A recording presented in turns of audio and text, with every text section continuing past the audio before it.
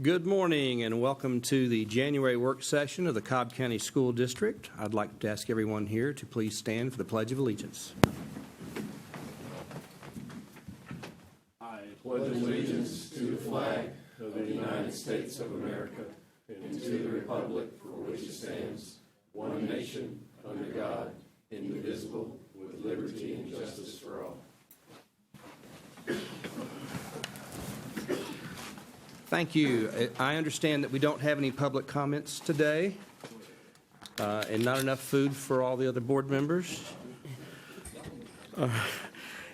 And now, if there's no objection, looking at the minutes from the meeting, the board meeting of December 14th and the called meeting of January 3rd, if there's no objection, the minutes stand approved. And now, Mr. Superintendent, I believe in the interest of time, I'd like to turn it over to you. And for the board members, we're going to swap agenda item 4 and 5. We'll come back around to the board business after the superintendent's report. Mr. Superintendent. Thank you, Mr. Chair. Members of the board, I'm going to ask Brad Johnson, our CFO, to come forward and introduce this item. We do have our auditors here this morning, so we wanted to be cognizant of their time and turn it over to you, Brad. Thanks, sir. Good morning, everyone. Mr. Chair, Mr. Vice Chair, Mr. Superintendent, members of the board. Each year, the district undergoes a comprehensive, independent financial audit, which results in an opinion of the district's financial statements. The Cobb County School District has a deep history of financial accountability to the taxpayers of Cobb County. For 36 years running, going back to 1980, the County Department has received the Government Finance Officers Association, we call it GFOA, Certificate of Excellence in Financial Reporting. For 32 years running, going back to 1984, the Accounting Department has received the Association of School Business Officials Certificate of Financial Reporting. With the difficulty and complexity associated with governmental accounting standards, I believe our accounting staff is world-class, and these staff members would be the envy of any large corporation or large government accounting unit. I want to thank our accounting director, Jan Hendricks, and our entire staff for the work and services they provide. They are truly a department that support our teachers by minding the money so that teachers can focus on students to provide an excellent education in the classroom. Before I invite our auditor to present the year-end financial closing and financial audit today, let me provide you with an understanding of the scope of our financial operations and what is being audited with some relevant metrics and data. The district's fiscal year is July 1 through June 30th. After June 30th, the accounting department begins a very complex 6-month sequence of events to close the books, prepare for the auditors, and prepare the comprehensive annual financial report, which we call the CAFR. All of this work gets completed each year prior to the December holidays. This 6-month time period is extremely intense for this department, and they put in long hours and many weeks, and they work deep into the night, especially in November and December. But this group always does a good job and gets the job done well. Mr. Chairman, some metrics that describe the scope of this process. They record and report transactions associated with a $1 billion operation with hundreds of thousands of transactions. They annually process and record over 250,000 payroll checks for approximately 14,000 employees. We do and prepare the accounting for 13 million meals served annually at approximately 108 school cafeterias. We prepare and record the accounting for approximately 60 federal and state grants. The list goes on and on. It's a big scope that this department controls. For today's meeting, we have provided to each board member a CAFR at your desk, as well as audit reports for your reference. These documents present our financial statements and the results of the work performed by the auditors. Several details to bring the board back up to date regarding financial data. You will remember that back in October, the Financial Services Division presented a preliminary June 30th pro forma financial statement to give the board a preview of where we might stand when the audit is completed. As part of that pro forma financial statement, we estimated that unassigned fund balance would be approximately $72.2 million. When the audit was completed, the actual unassigned fund balance was approximately 74.8.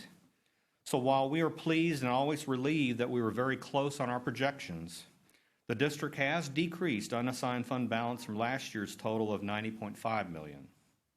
As we begin the 2018 budget development process, it will be important to continue to properly estimate revenue projections and budget expenditure priorities so that the district maintains a 1-month unassigned general fund balance reserve. Additionally, when we presented the pro forma statement back in October, I informed the board that our budget has much less flexibility than in previous years because we tightened the budget to enable the 2016 salary step and salary increases for all employees. The CAFR that we have for you today illustrates this, and there is very little lapse left in our revenue and expenditure budgets. Regarding our audit presentation today, the district's books were audited this past year for the time period of July 1, 2015 to June 30th, 2016. Mr. Adam Fraley, a partner with the accounting firm of Mullen Jenkins, is present at today's board work session to present their independent audit, their professional opinion, and their comments. I personally want to express my appreciation to Mr. Fraley and his staff for their professionalism and how they effectively interacted with our staff to get the audit completed. Mr. Chairman, my observations regarding this year's audit are very positive, and I would like to comment it, but in our financial environment and how we operate, I always leave that to the auditor to freely give his audit opinion comments independently so that the board and our community can hear his evaluation from an outside expert financial professional. With the board chairs and the superintendent's permission, I would like to invite Mr. Adam Fraley to the podium for his presentation.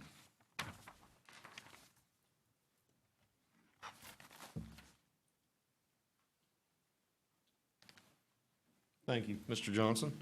Good morning, Mr. Chairman, members of the board. I am Adam Fraley. I'm with Malden and Jenkins here to present the audit this morning. My presentation is going to be kind of short and sweet. The audit went really, really well. Again, often referred to as the CAFR. Y'all should have copies of that as well as auditor's discussion and analysis, which I will refer to a lot as the AD&A. Okay. I'm going to go through the AD&A, hit some of the highlights, which is kind of a summary of the audit results, a little bit of the financial highlights, that sort of thing. Before I start, I do want to emphasize that we are the independent auditors, independent being key word there. But while we are the independent auditors, I certainly concur with Mr. Johnson that the audit process did go very smoothly. It was a very positive audit process and results to the audit. So with that, I'm going to dive into the AD&A here. I'm on page 4 of the AD&A, and this is kind of the bottom line of the audit, if you will. The financial statements are the responsibility of management of the school district annually. The school district is required to put together an annual financial report that's audited by independent CPAs and published to the state of Georgia within 6 months of its year end. Our responsibility on these financial statements is to render an opinion as to whether they're fairly presented in all material respects. Management did put together a financial report. We conducted our audit. We issued our audit opinion, which we commonly refer to as a clean opinion because it was an unmodified audit report.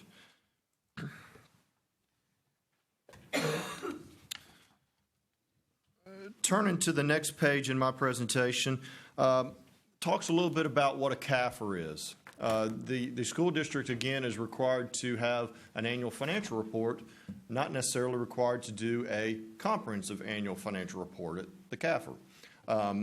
As Mr. Johnson mentioned, each year the school district has done a CAFR, which is above and beyond what's required by the state of Georgia, and submitted that CAFR to GFOA, ASBO, and obtained the certificates for excellence in financial reporting.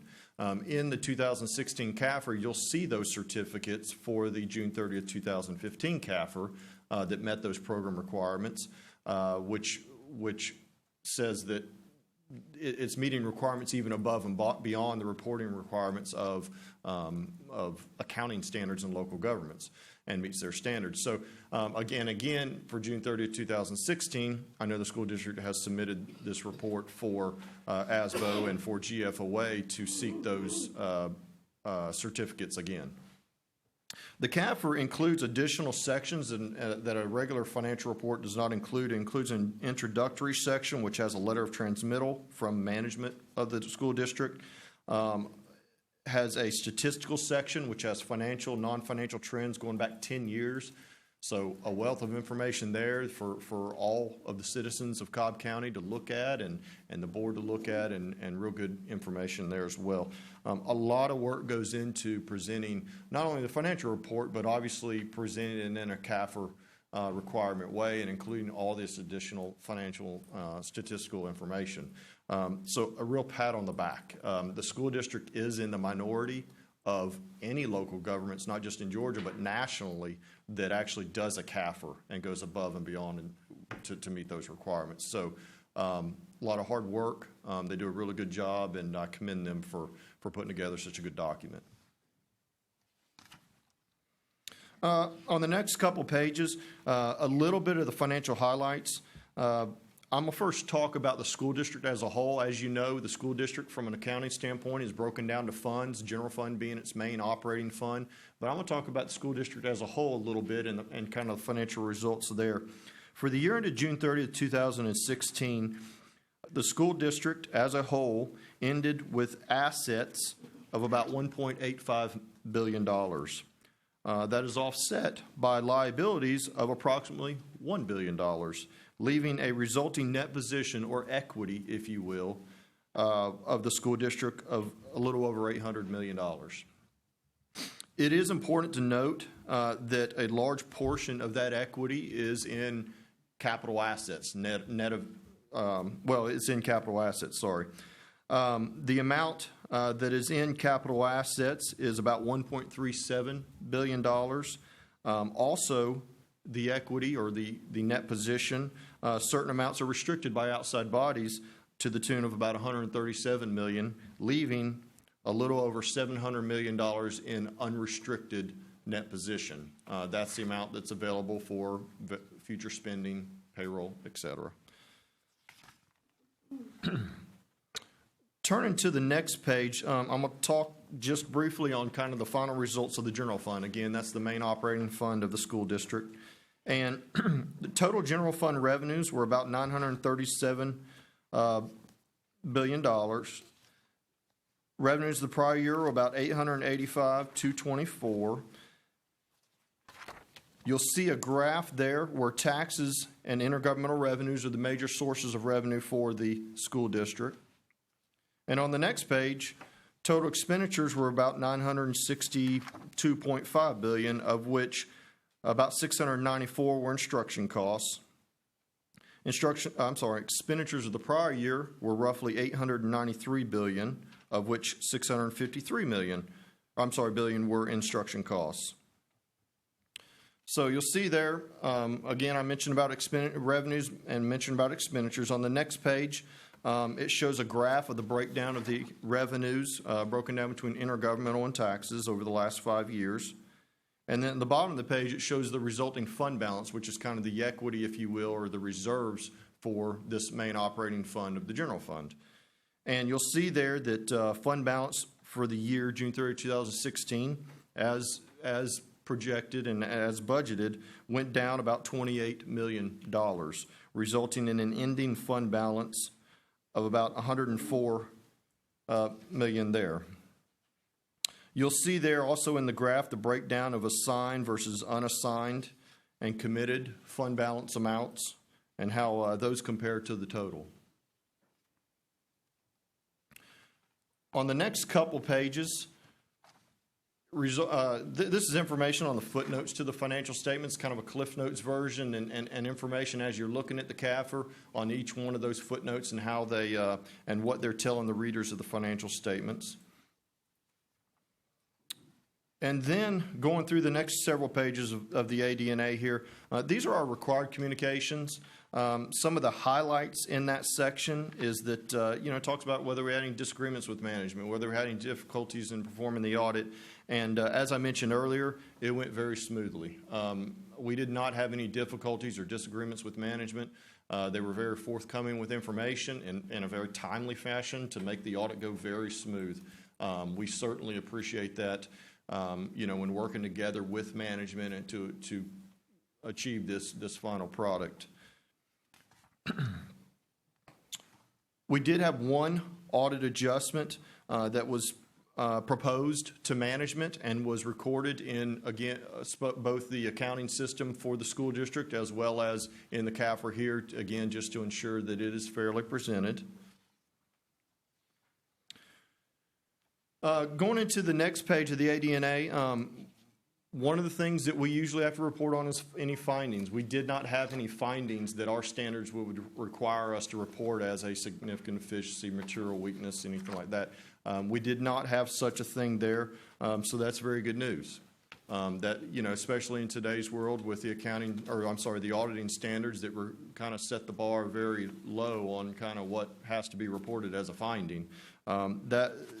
Again, that's just a testament to how well management is doing and how well the audit process went, and the internal controls, et cetera, of the school district. We did have a few management points. We often refer to those as management points or management letter comments that are kind of a byproduct of our audit process. Just some things that we notice. Again, we're independent auditors that can help and recommendations, really, that possibly could help the management of the whether it be the accounting department or outside of that we may see. So each one of those have been discussed with management. You can see those in this document. You can also see management's response to those items. They go for a couple pages there. And then the rest of my presentation has to do with new accounting standards coming out. They're not slowing down. GASB is the standard setting body for local governments, and we've got new standards every year. It's again not slowing down. A couple of the two standards that are affecting local governments kind of in a big way that are coming in the next couple of years. One has to do with other post-employment benefits other than pensions. Last year we had to implement the accounting standard related to pensions and net pension liabilities and the additional required disclosures there. And they're going to essentially mirror that and do the same type thing for other post-employment benefits other than pensions. And a lot of that information is going to kind of come from the state because the school district participates with the state on that program. Another one that's going to be coming out that is often driven by the counties, especially for school districts, relates to tax abatements. And it doesn't affect the numbers that are reported in the financial statements, but does reflect in additional disclosures that that standard will require. Those are just a couple of highlights of some of the more notable accounting standards that are coming out. And that concludes my presentation. But if you've got any questions, I'd be happy to try to answer those. Thank you, Mr. Fraley, for your presentation. I'm just curious, how big a team does it take to come in and do the audit that you just reported on? We have, on an everyday basis, we have approximately three, probably an average of 3 plus me. And we're here for a couple weeks just for the core of the audit, as well as a separate planning before that and several hours in the office. So it's a 3 to 5 person process depending on where we are in it. Well, we appreciate what you do. I'm going to ask fellow board members, does anyone have any questions pertaining to Mr. Fraley's presentation about the audit? Mr. Scamahorn. Thank you, Mr. Chair. Just a real quick minor thing, or a couple of them. On GSAB, or is that what it's, the abbreviation? The GASB? Yeah, GASB? is that abbreviation spelled out in the front of the book, or your abbreviations, or? I would honestly have to look here. It may It's the Governmental Accounting Standards Board, and it is spelled out on page 20 of the auditor's discussion and analysis. Right beside number 1 there, new Governmental Accounting Standards Board pronouncements. Okay, there we go. The only reason why, in a week, if I go back to it, I know he's told me what it was orally, but I'll never remember it.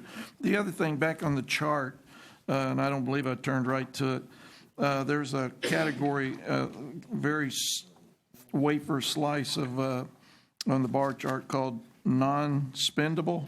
What does that mean? Well, that's the portion, when you're talking about the fund level financial statements, we're talking about the general fund here, that is, again, fund balance is essentially your assets minus liabilities, right? And that is the portion of assets that are in non-spendable form. It could be land, it could be prepaid expenditures. In other words, oftentimes when you prepay something maybe before year end, like you have a June 30th year end, if you pay for something in June that, say, is an insurance policy and it's for the next fiscal year, that would be recorded as an asset rather than an expenditure currently.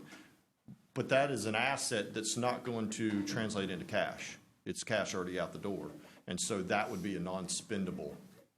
Inventory is also non-spendable fund balance. And excellent report. And finally, when you come in each year and do an audit, you reference the GSAB. They're coming out with new things. Do you have things that you want to look at that you emphasize when you come in and do an audit each year, or do you just have a menu that you go down? We have audit programs that cover all the basics. Again, what we're charged with as independent auditors of the financial statements is to ensure that the financial statements are fairly presented in all material respects. That encompasses all the accounting standards that are currently required to be implemented.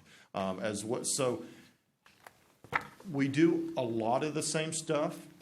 Auditing standards also require us to introduce an element of unpredictability each year so that process isn't really learned by the auditee. But also, as you could imagine, anytime we have new standards, for example, this year there was GASB 72, GASB I'm referring to, related to investments.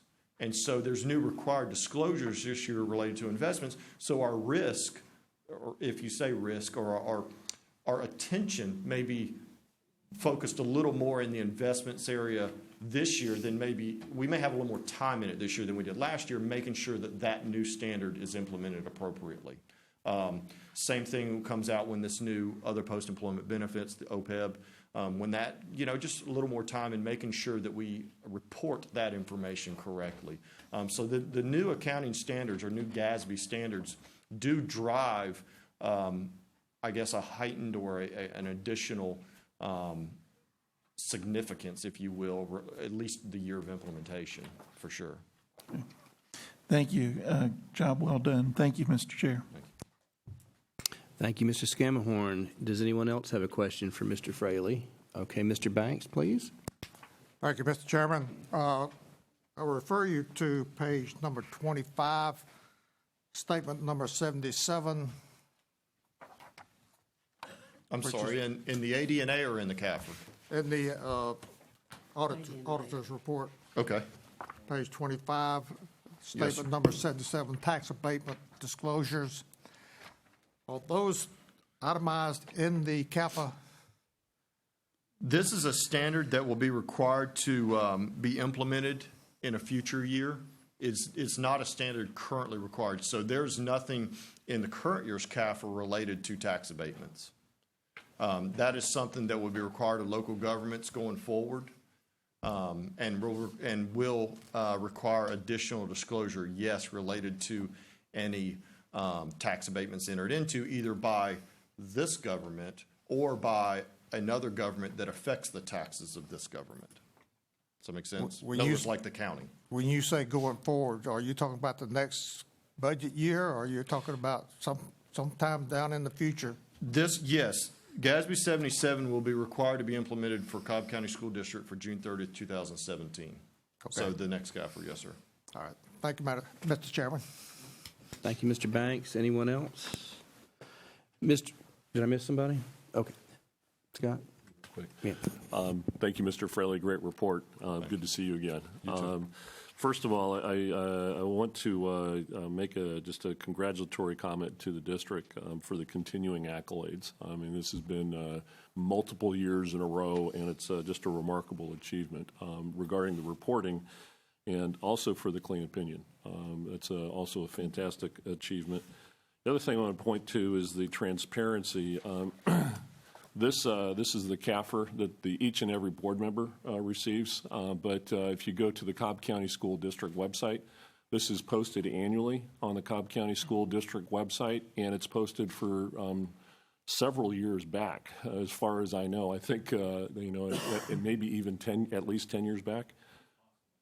But this has been published with regularity, and it's a remarkable document for anybody that does have questions about the fiscal operations of the school district. I encourage our constituents to read that. And as far as some of the recommendations in here, this is more to the district level because there's things about manual transactions versus accounting systems, and I know that the district is in the process of implementing, is it called a Munis system? We've already done that for the HR system, but we're also doing that for the accounting systems as well. But thank you very much for your report. Thank you. Thank you, Mr. Sweeney. All right, Mr. Fraley, thank you so much. Do we have anything else, Mr. Johnson? All right, we'll set that to the side. Thank you, sir. Thank you. And thank you, Mr. Johnson, for all you and your team do. Okay, now we're going to come back around to the board business. And the first item is Facilities and Technology Citizens Oversight Committee appointments. And each of us is requested to have our appointments ready by the January business meeting, no later than the February work session. So talk to your current representatives or decide what you'd like to do, and we'd like to put that together at the January business meeting. That's the F&T. All right. Now, the next thing is we have our annual disclosure of board member compliance. Each of you should have the policy sitting in front of you with your signature page, and I ask that you go ahead and sign that and date it, and then we will turn them in to Denise at the close of the meeting. All right. Thank you. And now, Mr. Wheeler, I'd like to go to you and have you talk about the communications with the Cobb Board of Commissioners. Mr. Wheeler. Thank you, Mr. Chair. Recently, I had the opportunity to attend a Cobb County Commissioners meeting. And during the meeting, I was asked by the commissioners a few questions about a zoning issue. And kind of brought it to my attention. We kind of talked about this several years ago, but my question was, what are we as a district and a board doing to give input to our commissioners, working with them to the benefit of Cobb County and the school system in the county? And Mr. Ragsdale, I throw that to you. Can you? Yeah, I'm going to ask John to come or to bring additional details, but it's one of those things where you have economic development happening in the county, which obviously impacts our revenue because that is the biggest contributor to our revenue each year is from local tax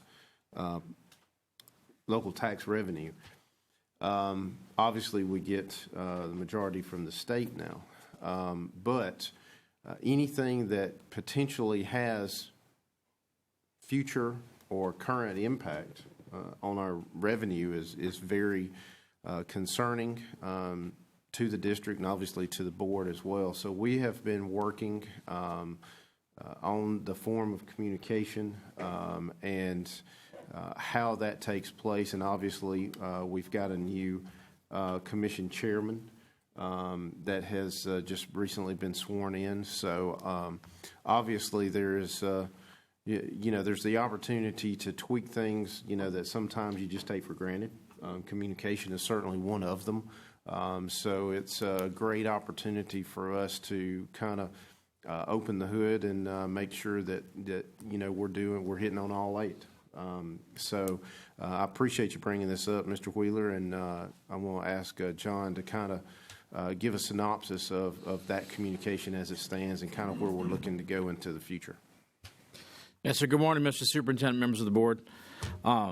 We researched this just a little bit, and to give you some brief historical perspective, the county commissioners, the zoning folks in specific, they send us an email, typically monthly, that includes a packet of anything that's going to be going before the zoning commission. And the email is sent out to a variety of people. There's about 40 names on the email, including county departments, the DOT, watershed management, et cetera, for their input. So the county seeks input from all their departments and then from us as well. We then get a packet. This is just an example of one, typically of about a dozen, 12 to 15 what they call preliminary zoning analysis. Each item would have a survey because it involves property with a summary sheet and some other documentation. We then, using a form that our folks created with the county people years ago, using a form, we respond to this, specifically Dennis Campbell, in the planning department of the SPLOST division, analyzes each of the items, and the bulk of them might be things rezoning a cemetery, rezoning a church, something like that. They wouldn't have any specific impact on the district, but we look at each one to see what the impact would be on student enrollment, particularly if it affects a school that's already at capacity or overcrowded. Historically, the district has always limited its response to capacity. We have not in the past commented negatively or positively on anything other than on impact on enrollment relative to school capacity. And then in the past couple of years, we've had Mr. Campbell not only respond in writing, but if there is any kind of significant negative impact on school capacity, for example, if there are going to be 11 more students at a school that's already at or over capacity, then Mr. Campbell attends the meeting and speaks on that topic. So Dennis attends all the zoning meetings. We respond to every analysis they send us, and currently limit our responses to school capacity enrollment issues. But that's a very short version of how we've gotten where we are now. But there's always, of course, as Mr. Ragsdale said, potentially room for improvement. Thank you, Mr. Adams. Any comments, any questions, discussion? Mr. Scamahorn. Thank you, Mr. Chair. Mr. Adams, do we look at things, particularly here recently in the last 3 or 4 years, maybe 6 years, where at least in West Cobb, they're just springing up everywhere, and I don't believe that statement's an exaggeration. Senior living, I don't know what you want to call them. They're not apartments really, but areas, and they're just, a lot of them are under construction. A lot of them just got built. Now, what's our impact on our tax digest as far as continually getting adequate funding from our property owners? Well, I defer to Brad about the exact impact that might have on the tax digest, but we do know, and Brad has said this publicly, that although the tax digest grew at 8 or 8.5%, the district's tax digest grew at only 6%. So there would be some impact there, but I'll defer to Brad on the exact impact and to confirm those numbers.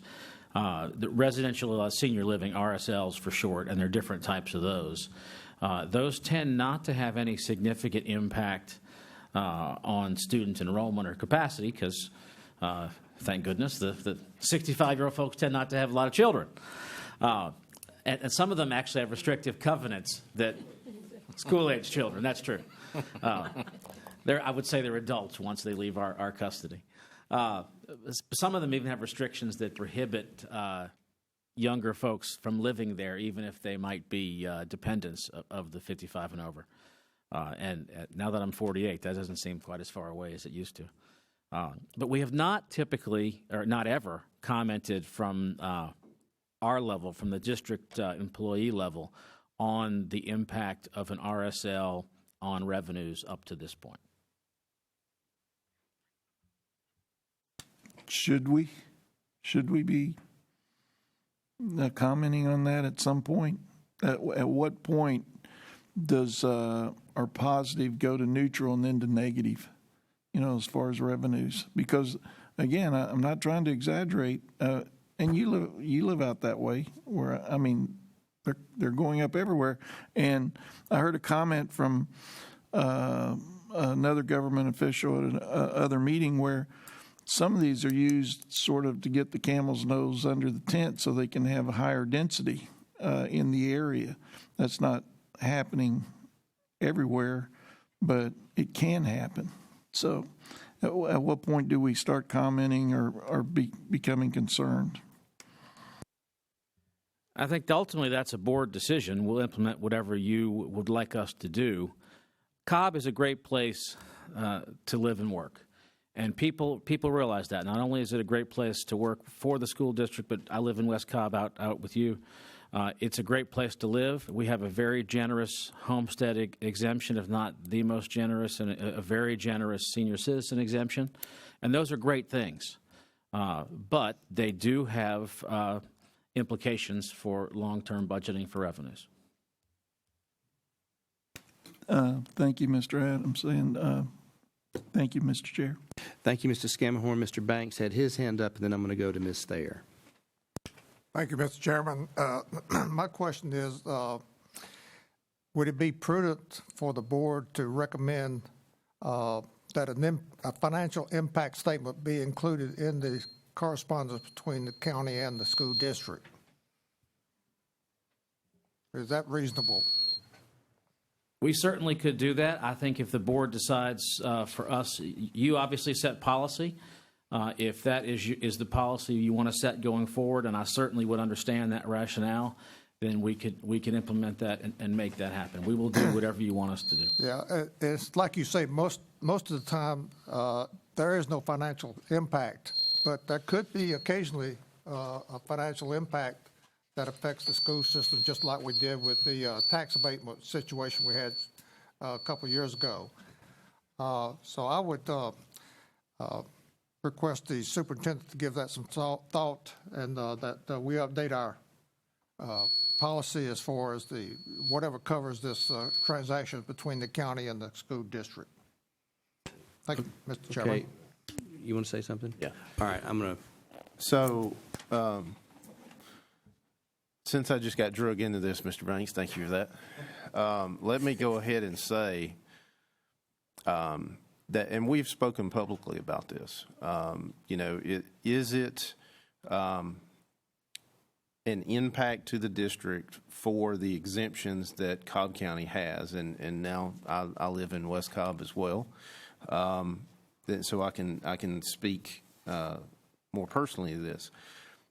Absolutely. The exemptions that our county has impacts our revenue that we receive. Now, that being said, it's also an absolute benefit of those exemptions to live in Cobb County. So we have to be very attentive to those exemptions, but at the same time understand that we're not going to say, and nor do we want to say, that those exemptions need to be modified, done away with, or anything like that, because that's a benefit and attraction to live in Cobb County. So we're definitely not in the position to say we want to do something about the 62 and over exemption, for example, or the homestead exemption, for example.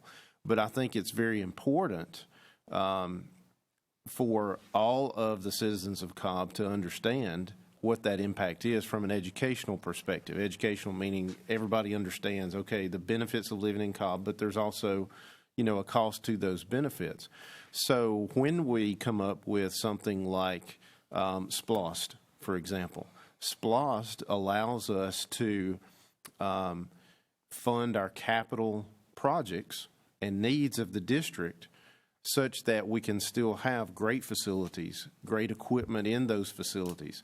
So I will say that if we didn't have SPLOST, the exemptions would be very harmful to the district. But with SPLOST, we're able to balance out what we don't receive as tax revenue from the exemptions in Cobb by what we receive in consumption tax revenue from consumers in Cobb, which are not necessarily 100% property owners in Cobb. So I think that that the commissioners need to be aware of what kind of developments will have an impact and what kind of impact that will be. But also, we're looking at things other than just financial, such as traffic. In the situation that Mr. Wheeler was talking about, a school now is dealing with many things today that have never been dealt with in the past. For example, House Bill 251 allows students and families to choose where they want to go to school and provide their own transportation. And that last piece is the important piece. Because if you have a school such as Kemp, where Mr. Wheeler was talking about, has a very high number of House Bill 251 students, well, then the traffic to that school for early in the morning and dismissal is significantly impacted because the parents have to provide their own transportation for House Bill 251.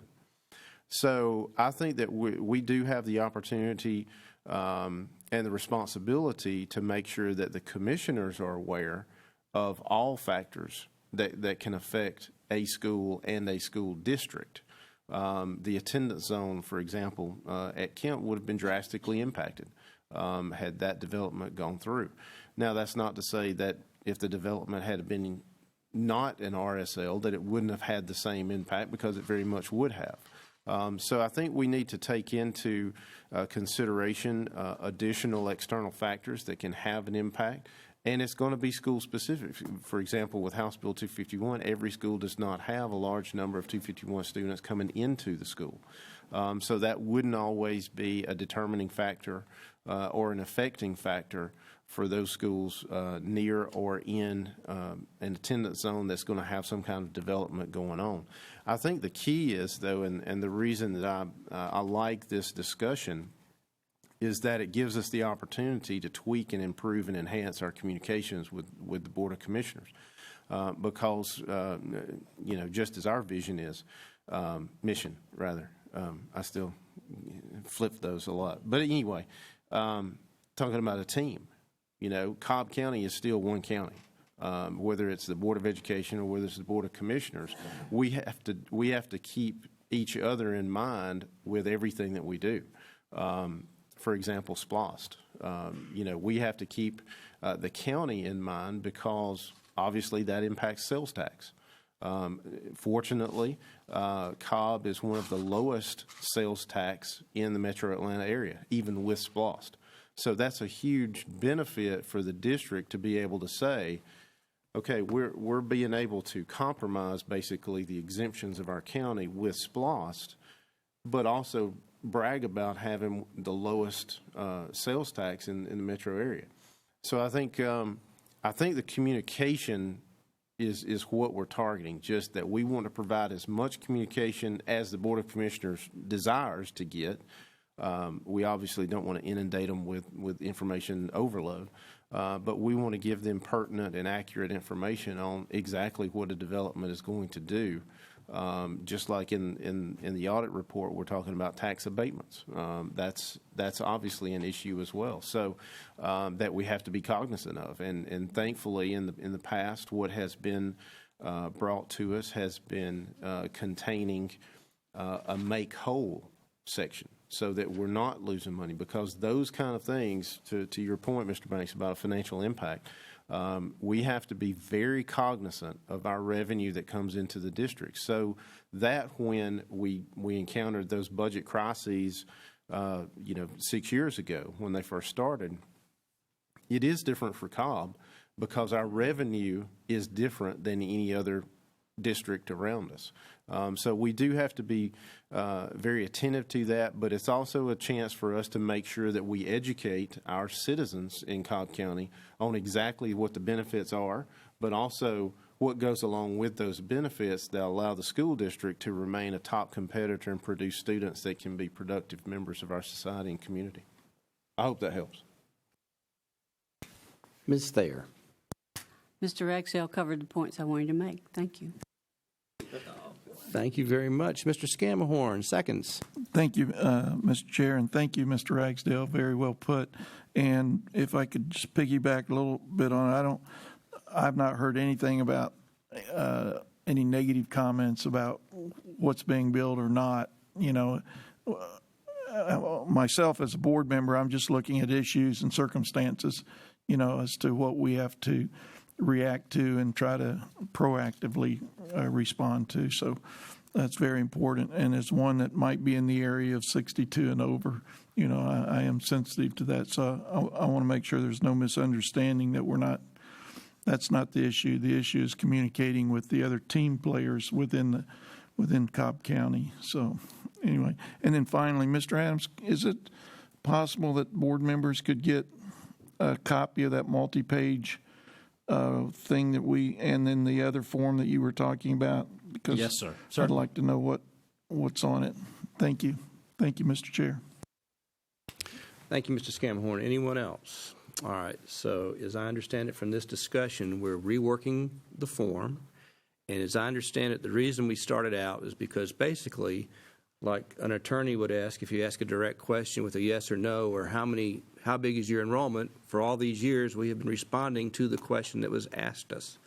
And now what we have realized that there's an opportunity to be good neighbors and share information with our elected commissioners and their staff, and that's what we're going to do. And we're not trying to become advocates for or against any particular project. What we want to do is if somebody says, we're considering this, and we want to give them as much as we can, and well, this is how it would affect us, whether you go forward or not. And like in the case of transportation, it'd be nice if we said, hey, and if this impacts transportation, can you help us? All right, so we're going to see a revised form at some point, I take it. All right. All right, I believe now we are on to board agenda items. Mr. Superintendent. Yes, sir, Mr. Chair, members of the board. Agenda item number 1 is the monthly authorization of school properties disposal that the board receives electronically. So be happy to entertain any questions you might have. Okay, without objection, we'll put that on consent. Number 2, please. Yes, sir. I'm going to ask Mr. York to come forward and bring agenda item number 2, dealing with policy BH. Mr. Chair, Mr. Superintendent, members of the board, agenda item number 2 is dealing with board policy BH and the Cobb County School District's policy manual. Due to recent changes in state law, the model board ethics policy has changed at the state, and this is, in general, a corresponding change to that in our own policy. Thank you, Mr. York. Any discussion, questions, comments? All right, without objection, we'll put that on consent. Thank you. Okay, Mr. Superintendent, number 3. Yes, sir, Mr. Chair, members of the board. Agenda item number 3, I'm going to ask Brad Johnson to come and present the approval of loan for band uniforms for Allatoona High School. Thank you, sir. Mr. Chair, Mr. Vice Chair, Mr. Superintendent, members of the board. Agenda item number 3 is a recommendation for approval of a loan for band uniforms for Allatoona High School. In accordance with Board Policy DI, Accounting and Reporting, a program is available for assisting high schools with the purchase of band uniforms. Allatoona High School has requested $41,147.20 loan to be repaid over the next 5 years. This is in accordance with board policy. The superintendent's recommendation is to approve the loan to Allatoona High School. So this we put on consent, or All right, well, without objection, we're going on consent for that one. Okay. At this point, do I have a motion that we go into executive session? Okay. Legal? For legal and personnel. Mr. Chair, I make a recommendation that we adjourn to executive session to discuss legal and personnel matters. Okay, we have a second from Mr. Banks. Mr. Discussion? Chair, could I, is it appropriate, could I have a question about land?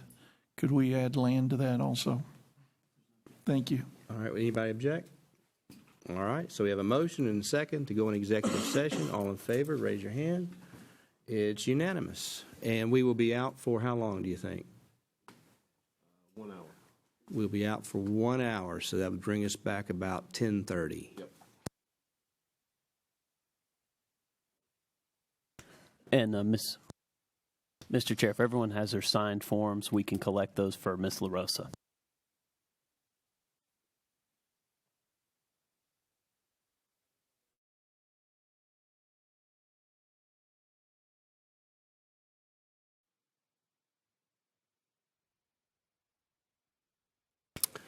Thank you. We're now back in the session from executive session without objection. We are now reconvened, and I believe the next item is for Mr. Ragsdale. Yes, sir, Mr. Chair, members of the board, I'm going to ask John Adams to bring all items requiring action following executive session. Thank you, sir. Mr. Superintendent, members of the board, I'm pleased to present you the Human Resources Personnel Report for today, January 11th. The administration recommends the approval of the identified employment actions of those individuals listed on the Personnel Action Report as discussed in executive session. We do have one principal level higher position recommendation. The administration recommends that you accept the retirement of Angela White, principal at Green Acres, to be effective February 1st, 2017. And this concludes the personnel report. Okay. Mr. Scamahorn. Thank you, Mr. Chair. I make a motion that we approve the motion as read, or the statement as read. Thank you, sir. Do we have a second? Mr. Wheeler seconds.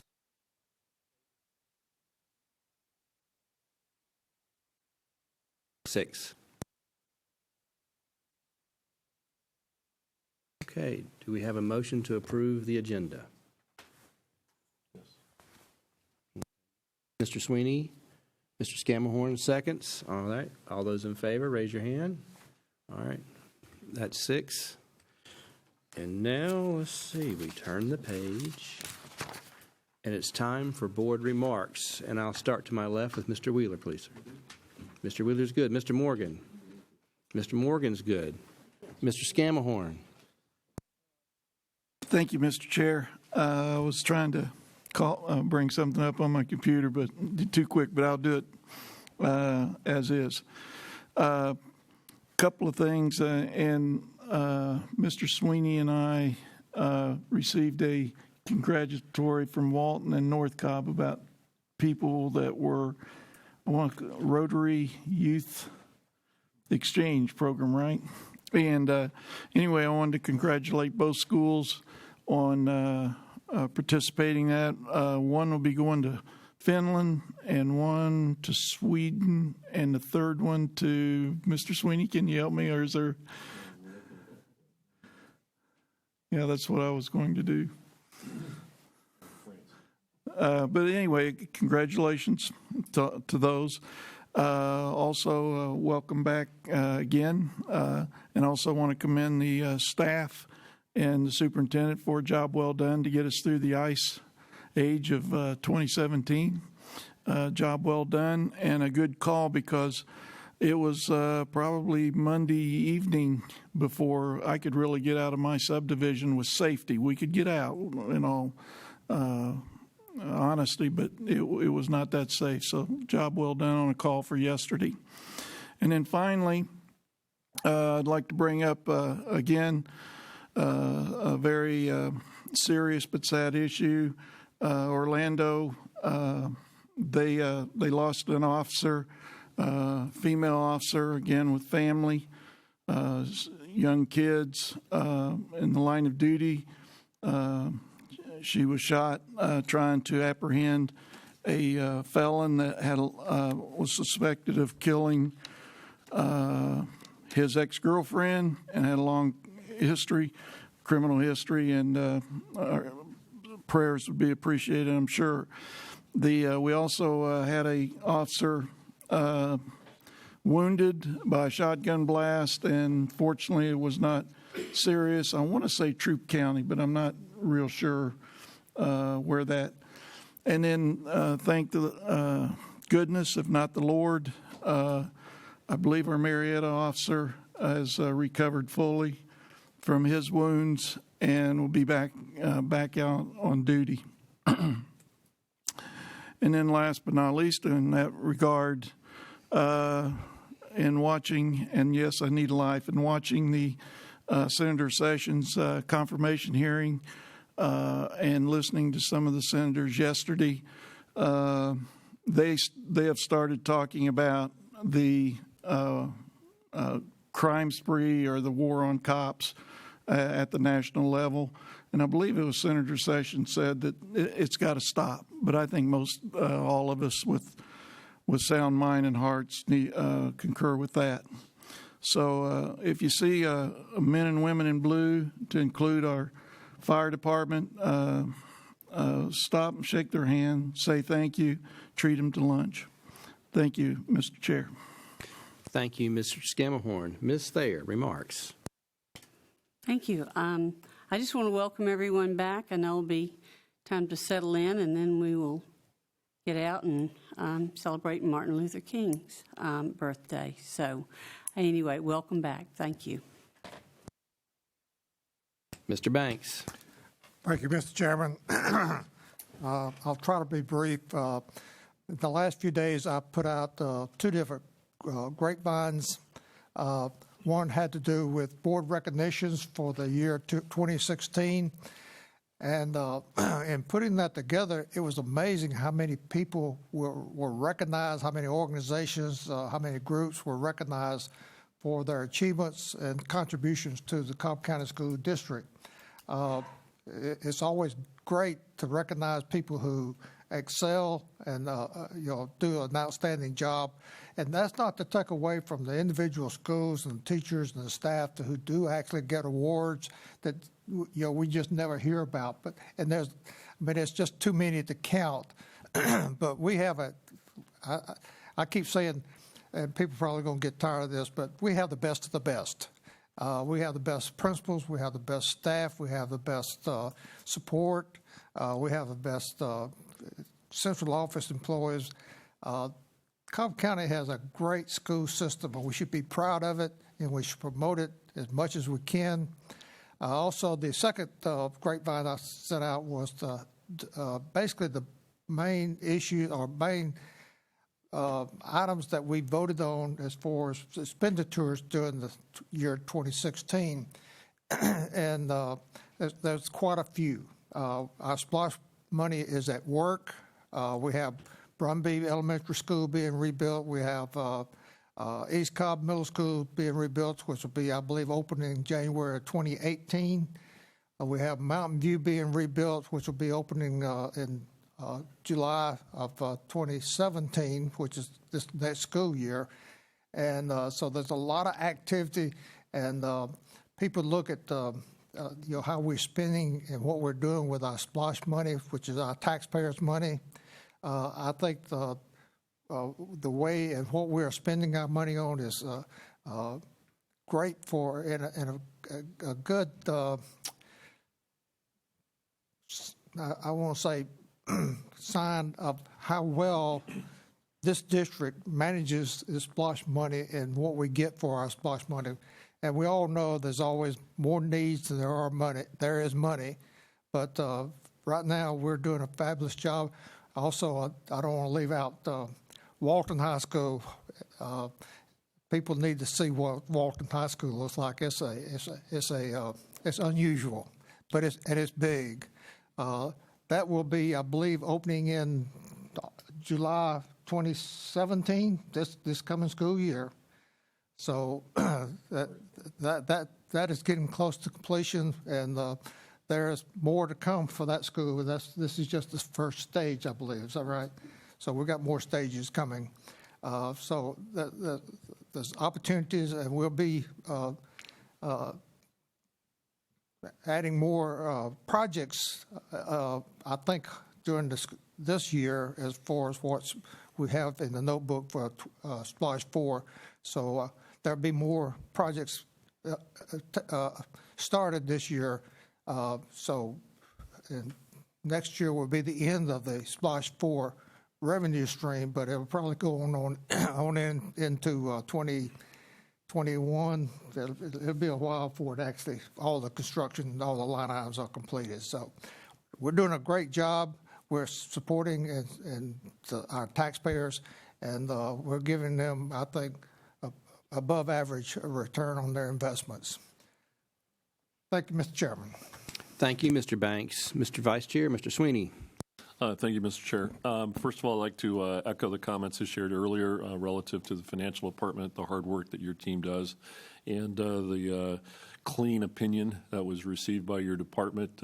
Your financial department does a fantastic job and has continued to do so, and thank you very much for your efforts. To Mr. Scamahorn's point, it was brought to our attention that 3 students in Cobb County were elected or selected, I should say, to participate in the Rotary Youth Exchange.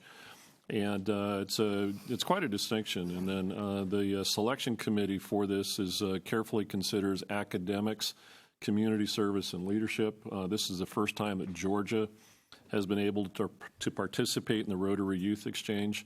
3 out of 8 students selected in all of Georgia are Cobb County School District students, and which speaks very highly of the high quality students the Cobb County District produces. Above and beyond that, wish everybody a very happy new year. Welcome back, and look forward to great things in 2017. Thank you, Mr. Chair. Thank you, sir. Mr. Superintendent. Yes, sir, Mr. Chair. First, I want to talk about something that we all share a heavy heart about. One of our own, Sherry Bronte. Obviously, you read the article in the MDJ and know the news by now that she lost her mom in the Fort Lauderdale airport shooting, and her dad was severely injured and is still in critical but stable condition. So our thoughts and prayers definitely go out to Sherry and her family. And it's just, a harsh reminder that we're not guaranteed another minute. So we need to take that very seriously and obviously keep her and her family in the thoughts and prayers. Last night I had the opportunity to attend Grant's swearing in, and so he is now officially the new superintendent for Marietta City. Wish him the best, and certainly he will be missed here, but obviously wish him good luck over in Marietta City and trying to get as good as Cobb. But, finance, again, kudos to the department. I think that the community and the county should be well assured that our district manages our finances to the utmost attendance and consideration and just careful, very judicious utilization of our taxpayer money, whether it comes from our local taxes or the state, that our district takes that very seriously, and we give every effort to making sure that it's accurate and up to date.